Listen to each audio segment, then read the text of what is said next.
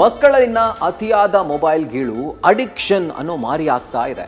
ಅಪ್ಪ ಅಮ್ಮ ಬೇಡ, ಸ್ನೇಹಿತರು ಬೇಡ, ಮೊಬೈಲ್ ಒಂದಿದ್ರೆ ಸಾಕು ಅನ್ನೋ ಮಟ್ಟಿಗೆ ಮಕ್ಕಳು ಮೊಬೈಲ್ಗೆ ದಾಸರಾಗ್ತಾ ಇದ್ದಾರೆ.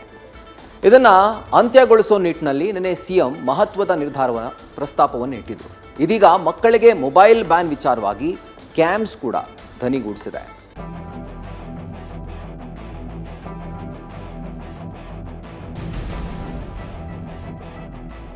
ಬೆಳೆಯೋ ಸಿರಿ ಮೊಳಕೆಯಲ್ಲಿ ಅಂತಾರೆ. ಹೀಗಾಗಿ ಬೆಳೆಯೋ ಮಕ್ಕಳ ಕೈನಲ್ಲಿ ಮೊಬೈಲ್ ಕೊಟ್ಟು ನಿಮ್ಮ ಸಿರಿಯನ್ನ ನೀವೇ ಚೂಟ ಹಾಕಬೇಡಿ ಅನ್ನೋ ಆಶಯದೊಂದಿಗೆ ಮಕ್ಕಳ ಮೇಲಾಗ್ತಾ ಇರೋ ತೀವ್ರತರನಾದ ಅಡ್ಡ ಪರಿಣಾಮಗಳನ್ನ ಅರಿತ ಸಿದ್ದರಾಮಯ್ಯ ಶೀಘ್ರವೇ ರಾಜ್ಯದ ಶಾಲಾ ಕಾಲೇಜುಗಳಲ್ಲಿ ಮೊಬೈಲ್ ಬ್ಯಾನ್ ಅನ್ನೋ ಚಿಂತನೆ ನಡೆಸುತ್ತಿದ್ದಾರೆ. ಈಗಾಗಲೇ ವಿಶ್ವವಿದ್ಯಾಲಯಗಳ ಪ್ರಗತಿ ಪರಿಶೀಲನಾ ಸಭೆಯಲ್ಲಿ ಮೊಬೈಲ್ ಬ್ಯಾನ್ ಬಗ್ಗೆ ಸುಳಿವು ಕೊಟ್ಟ ಸಿಎಂ ವಿಸಿಗಳಿಂದಲೂ ಅಭಿಪ್ರಾಯ ಕೇಳಿದ್ದಾರೆ. ಈ ಚಿಂತನೆಗೆ ಕ್ಯಾಂಪ್ಸ್ ಕೂಡ ಧ್ವನಿಯಾಗಿದೆ.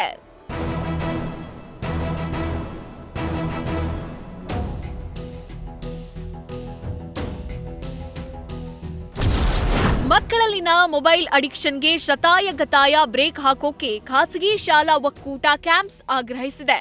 10 ವರ್ಷಕ್ಕಿಂತ ಕಡಿಮೆ ವಯಸ್ಸಿನ ಮಕ್ಕಳಿಗೆ ಸಾರ್ವಜನಿಕ ಸ್ಥಳಗಳಲ್ಲಿ ಮೊಬೈಲ್ ನಿಷೇಧಿಸಬೇಕು. ಸರ್ಕಾರ ನಿಯಂತ್ರಿತದ ಸ್ಟೂಡೆಂಟ್ ಇಂಟರ್ನೆಟ್ ಪ್ಯಾಕ್ ಪರಿಚಯಿಸಬೇಕು. 16 ವರ್ಷದೊಳಗಿನವರಿಗೆ ಸಾಮಾಜಿಕ ಜಾಲತಾಣ ಬ್ಯಾನ್.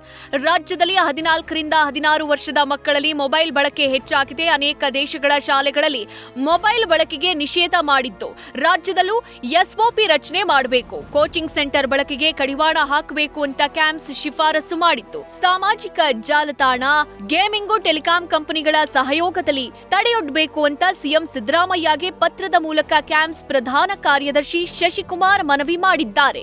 ಮಾನ್ಯ ಮುಖ್ಯಮಂತ್ರಿಗಳು ಮೊಬೈಲ್ ನಿಷೇಧ ಮಾಡೋದ್ರ ಬಗ್ಗೆ ಅಭಿಪ್ರಾಯ ವ್ಯಕ್ತಪಡಿಸಿರೋದು ಸ್ವಾಗತಾರ್ಹ, ಆರೋಗ್ಯವಾದ ಬೆಳವಣಿಗೆ. ಇಲ್ಲಿ ಕೇವಲ ಮೊಬೈಲ್ ನಿಷೇಧ ಆಗೋದ್ರಿಂದ ಏನು ಪರಿಣಾಮ ಆಗಲ್ಲ. ಕಾರಣ ಇಷ್ಟೇ, ಈಗಾಗಲೇ ಮೊಬೈಲ್ ನಿಷೇಧ ಶಾಲೆ ವಾತಾವರಣದಲ್ಲಿ ಇದೆ. ಆದ್ರೆ ಇದಕ್ಕೆ ಪ್ರತ್ಯೇಕವಾದ ಎಸ್ಒಪಿ ಆಗ್ಬೇಕು. ಅದರಲ್ಲಿ ಕೂಡ 10 ವರ್ಷದ ಒಳಗಡೆ ಇರ್ತಕ್ಕಂಥ ಮಕ್ಕಳು, ಇವತ್ತಿನ ದಿನ 8 ತಿಂಗಳು 10 ತಿಂಗಳು ಮಕ್ಕಳ ಕೈಯಲ್ಲೇ ಮೊಬೈಲ್ ಅನ್ನ ಪಾಲಕ ಪೋಷಕರೇ ಕೊಟ್ಟು ಹವ್ಯಾಸಕ್ಕೆ ಕಾರಣಕರ್ತರಾಗ್ತಾ ಇದ್ದಾರೆ. ಇದ್ರ ಬಗ್ಗೆ ನಾವು ಚಿಂತನೆ ಮಾಡಬೇಕು. ಸಾಧಕ ಬಾಧಕ ಅಧ್ಯಯನ ಮಾಡಿ ಕ್ರಮ ಎಂದ ಪರಮೇಶ್ವರ್.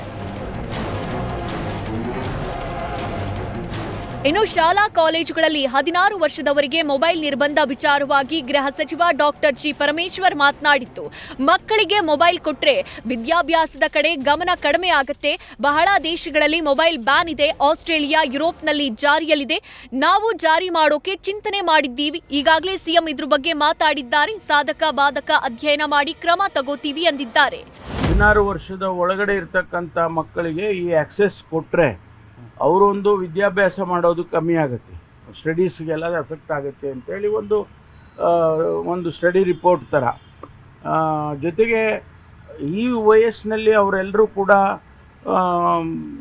ಓದಿ ದೊಡ್ಡವರಾಗುವ ಸಂದರ್ಭದಲ್ಲಿ ಅವ್ರನ್ನ ಡೈವರ್ಟ್ ಮಾಡಿಕೊಂಡು ಮಾಡೋದು ಸರಿ ಇಲ್ಲ ಅನ್ನುವಂಥ ಅಭಿಪ್ರಾಯಕ್ಕೆ ಬಂದಿದ್ದಾರೆ.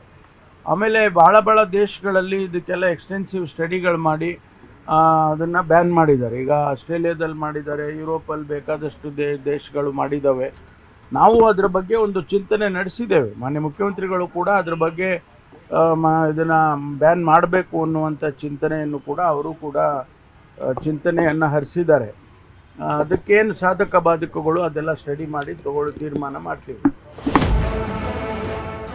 ಒಟ್ನಲ್ಲಿ ಮಕ್ಕಳ ಅತಿಯಾದ ಮೊಬೈಲ್ ಬಳಕೆಯಿಂದ ಕೇವಲ ಸೋಷಿಯಲ್ ಮೀಡಿಯಾಗಳ ಅಡಿಕ್ಷನ್ ಅಷ್ಟೇ ಆಗಲ್ಲ, ಅದರಾಚೆಗೆ ಡ್ರಗ್ಸ್, ಗೇಮ್, ಅಶ್ಲೀಲತೆಯ ವ್ಯಸನ ಕೂಡ ಹೆಚ್ಚಾಗುತ್ತೆ. ಹೀಗಾಗಿ ಶಾಲಾ ಕಾಲೇಜಲ್ಲೇ ಮೊಬೈಲ್ ಬ್ಯಾನ್ ಮಾಡಿದ್ರೆ ಮಕ್ಕಳ ಭವಿಷ್ಯದ ದೃಷ್ಟಿಯಿಂದ ದಿಟ್ಟ ಹೆಜ್ಜೆ ಎನ್ನುವುದು ಸದ್ಯದ ಚಿಂತನೆ. ಮುಂದೆ ಈ ನಿಯಮ ಚಾಲ್ತಿಗೆ ಬರುತ್ತಾ ಕಾದ್ ನೋಡೋಣ. Savita, news first, Bengaluru. News first ನಿರ್ಭೀತಿಯಿಂದ ನಿಮ್ಮ ಪರವಾಗಿ.